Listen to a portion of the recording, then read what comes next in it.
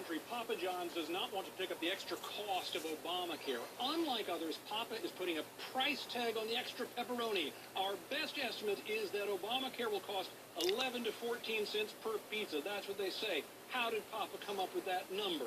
Well, let's open the pizza oven and we'll pull out the math. This is complicated, but suffice to say, we ran all these numbers, and if Papa John's ran up against the worst-case scenario, having to pay a penalty for not providing medical coverage for all 14,000 of its restaurant employees, that could add up to $28 million. Taking the company's own estimate that Obamacare would cost at least 11 cents a pizza, Papa would have to sell about 250 million pizzas a year to reach that $28 million total.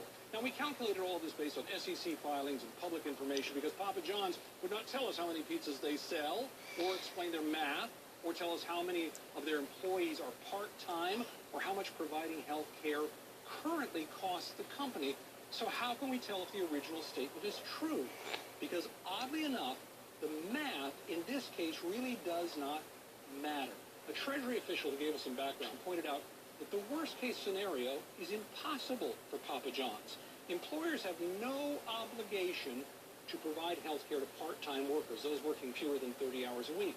Papa John's certainly has plenty of them, even if they won't tell us how many, so that would reduce their burden. The great bulk of Papa John's operations are through franchise operators, not the parent company, and many of these would be too small to be penalized. Remember those exemptions for businesses with fewer than 50 workers? And the regulations about how and when and who will pay these penalties are still being sorted out.